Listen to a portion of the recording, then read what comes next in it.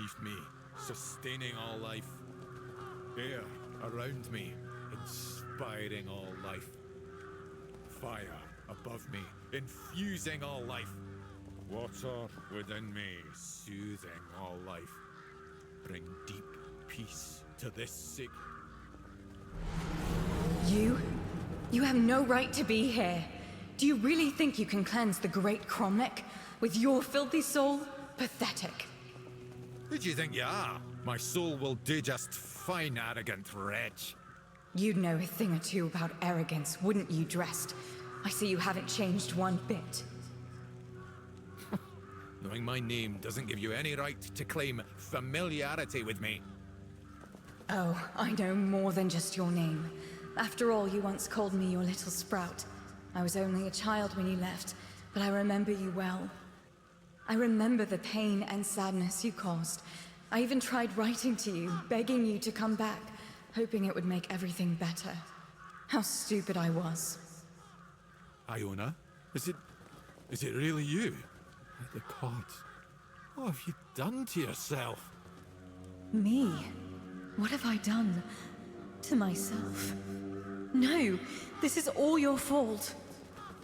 And you shouldn't put any faith in this one, unless you want to be stabbed in the back.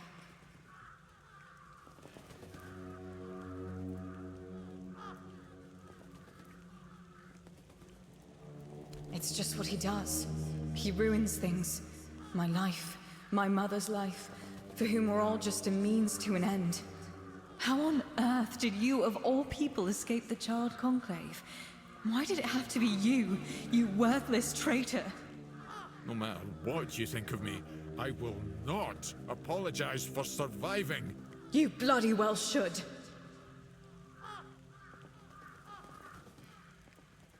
He killed my mother. He used her, stole her knowledge, and then made her into a showpiece for him and his druid friends to gossip about. And as if that weren't enough, he brought the Red Priests to our home. That's nonsense. I would never.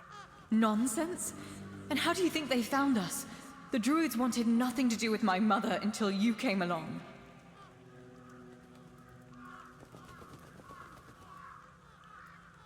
What difference does it make? My mother was special, and he was a nobody. The bastard pretended to love her, and then just left, discarded us both like we meant nothing. Mother was heartbroken, even more so when she found out that her beloved made a name for himself at her expense. When the Red Priests came, she didn't even put up a fight. She was a Bandrui, one of the few women in history who completed the druidic rite of passage. But instead of being celebrated, she was vilified. The other druids detested her for merely existing. She led a very lonely life, until Drast came along. He was the first one to approach her as a fellow druid, curious about her achievements. Except that was also a damn lie. It wasn't. I swear it wasn't. I just wanted to meet her. Shut up! Stop lying!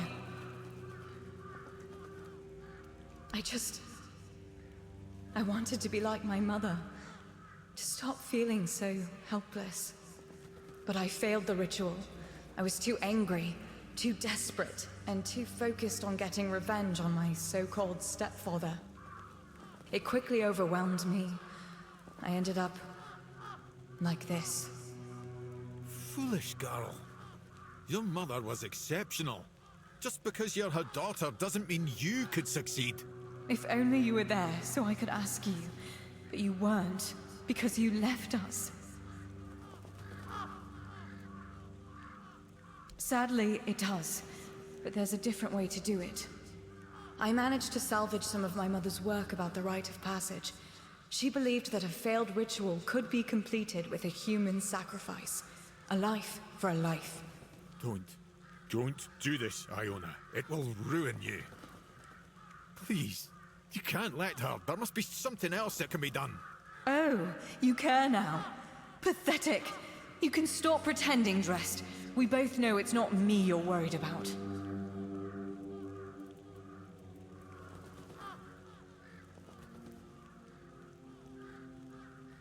The only person I want to take revenge on is standing right here. Once he's gone, I'll be satisfied.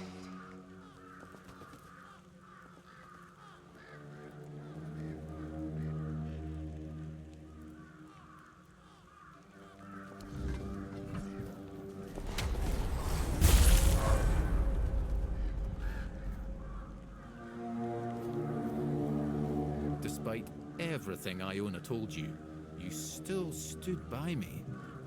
Why?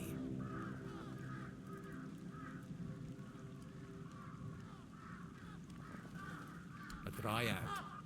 A phenomenon that occurs when a female candidate doesn't complete the rite of passage. As you saw, they are extremely powerful. Yet, they are cursed to remain more or less tied to the site of the ritual. I can't help but wonder if the solution Iona discovered would have worked as she claimed. It was not ideal, obviously, but it would still have been a breakthrough. Most of it, yes. I am not proud of what I've done, but I never thought the consequences would be so dire. Sorsha, Iona's mother, was a marvel. True rarity in our lifetime.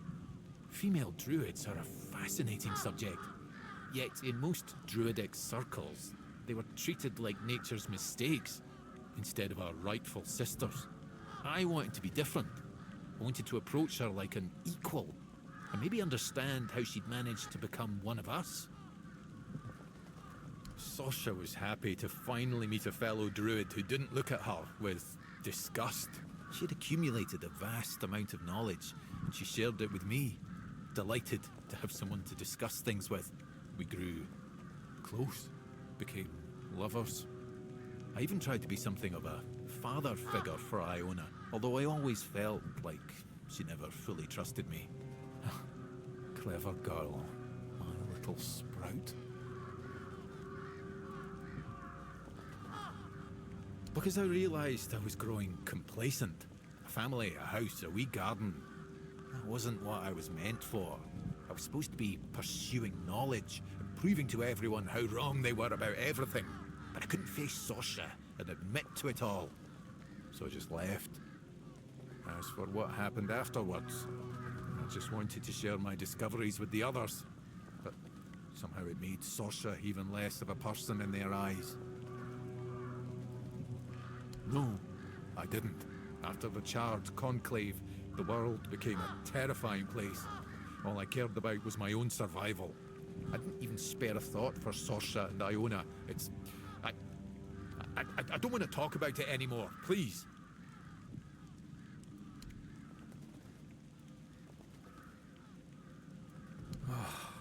But did it have to end like this? I'm sorry, but... if you don't mind...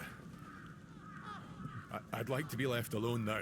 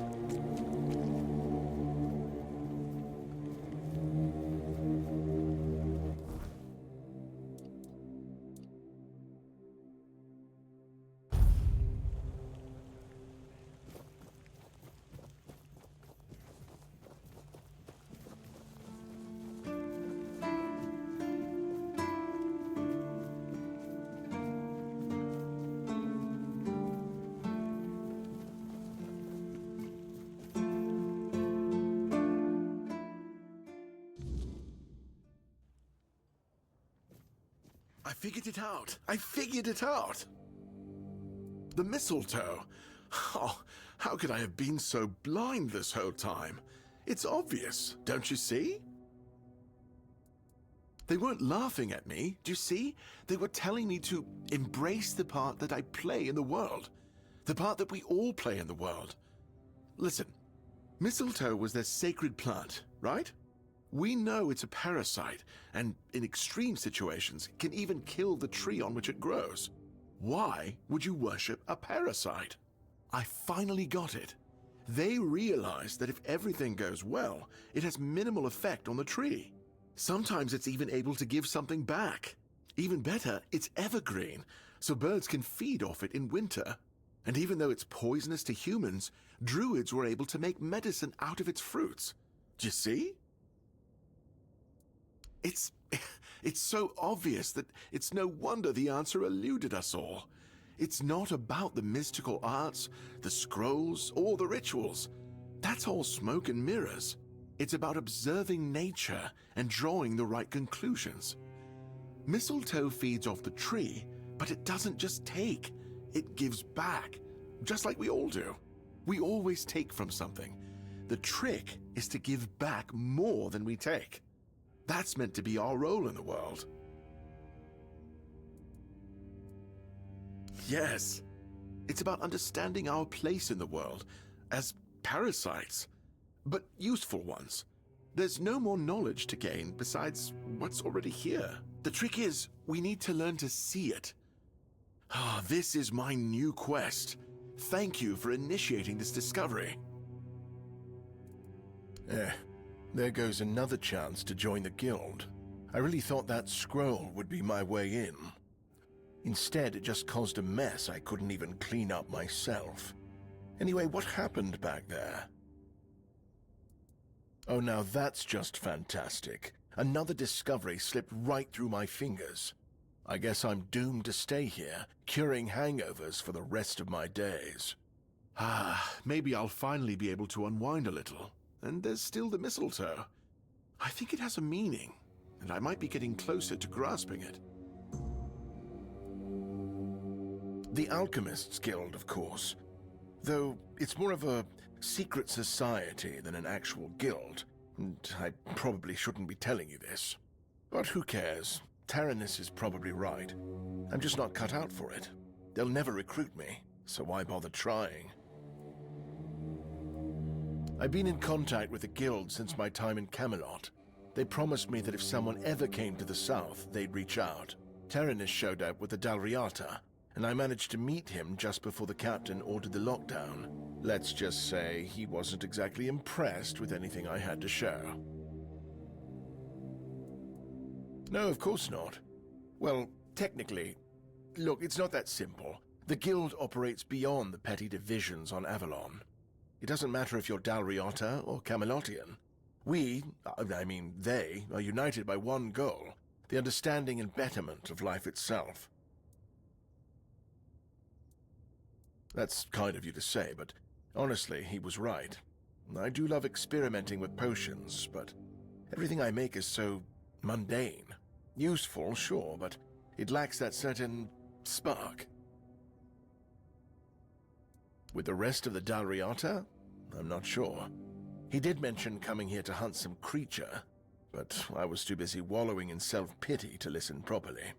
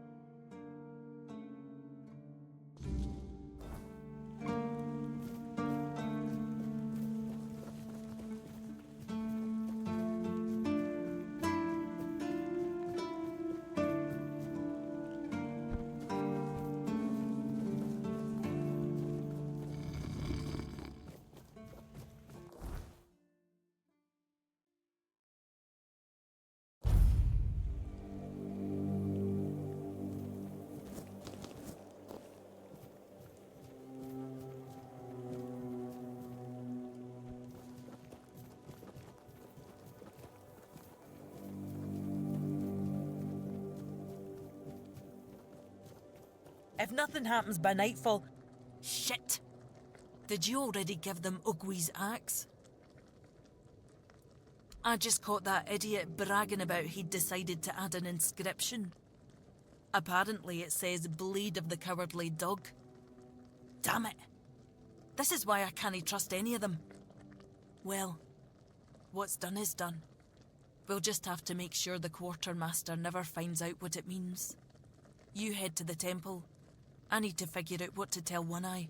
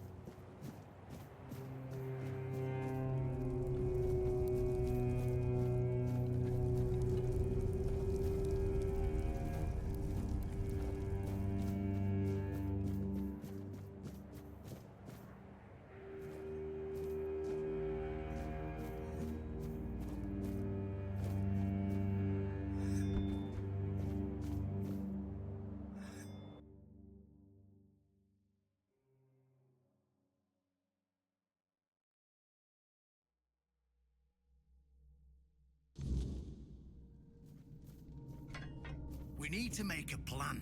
Camelot will soon figure out something's not right. Don't fret. To the Dolriada, honor matters more than life itself. We gave you our word. But do you realize that taking this temple was a terrible idea, right?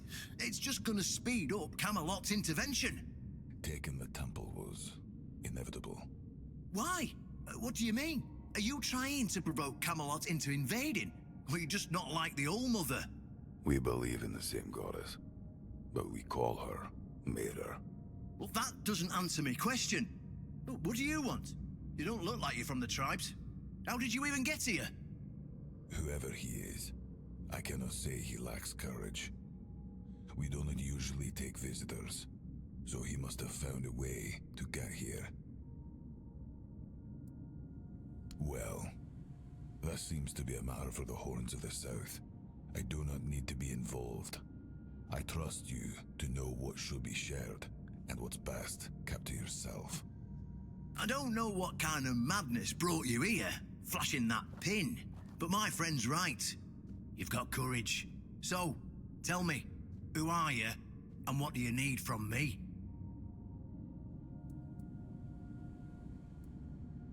Ha! Good luck with that. Only King Arthur can wield Excalibur. Every fool on Avalon knows that. Caradoc. Well, that changes things. I had a feeling that pin you're waving around was his. Fine, yes. Every new captain gets a set of secrets passed down from his predecessor. And yes, one of those secrets is how to touch Excalibur and survive. But nothing in life is free, you know that. Do something for me, and I might consider sharing our greatest secret with you. Galahad the Pure is breathing down my neck, and I hate it when someone's breathing down my neck. Even worse, One Eye's men say he's already set up camp at our old stronghold in the west. Well, in theory, the Horns of the South should be on an equal footing with the Round Table, but that's just theory. In reality, they treat us like we're beneath them. They demand we supply them with food and protect the South, and all we get in return are threats that Galahad will be sent to put us in our place. I met him once, you know. He's no knight. He's a butcher. Bloody windfucker will fly from Camelot to the Horns just to hang half the garrison for whatever he himself will perceive as disobedience or treason. And I can assure you, there won't be any investigating when he arrives. Don't tell me you're that naive. Do you know how he earned the title The Pure? It's because he somehow got it into his thick skull that evil is everywhere, and the best way to deal with it is to burn it all away. So he goes round setting everything on fire. Sure, it's pure after that, because there's nothing left.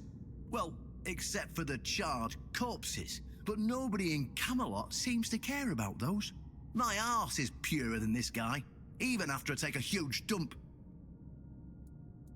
Oh, he's got a lot on his conscience. He leaves a trail of fire and ruins everywhere he goes. He keeps preaching that fire purifies all. Galahad doesn't bother with politics, because he doesn't have to. But from what I've heard, even Camelot's getting tired of him.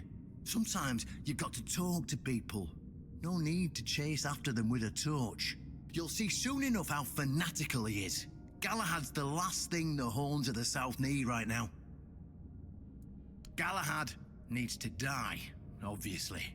That'll solve most of our problems. We'll just say he had an unfortunate accident, you know, fell on a pitchfork or something, and sweep it under the rug.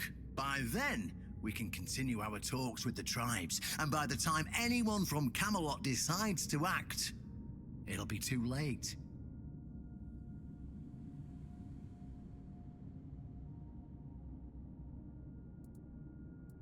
What's wrong with that? It's him or us. If we let him snoop around here any longer, he's going to uncover our plan to protect the South. And if that happens, trust me, you'll be going down with me.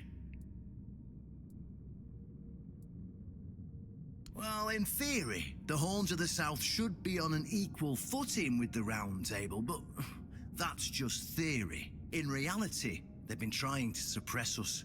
And the fact they're funding most of our operations, like building the new lighthouse for instance, doesn't exactly help things.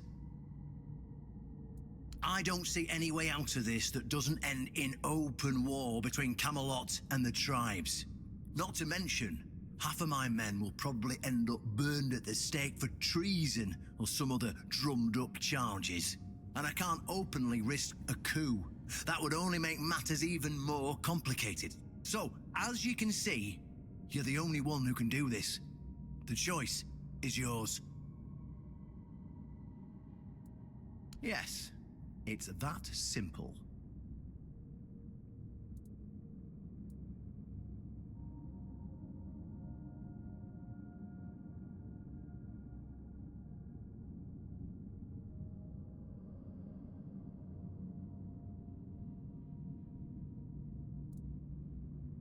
Just flash that pin to his guards. They'll let you in without a problem. And now, excuse me, I have things to do before the matter is settled.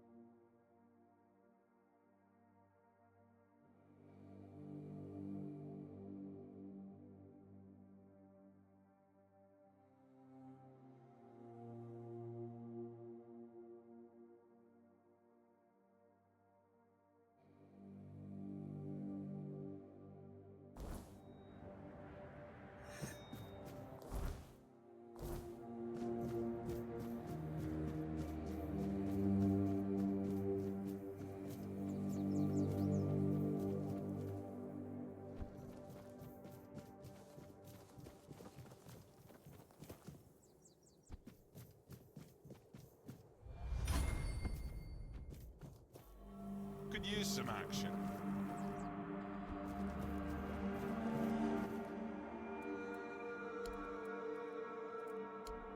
See you around, I guess.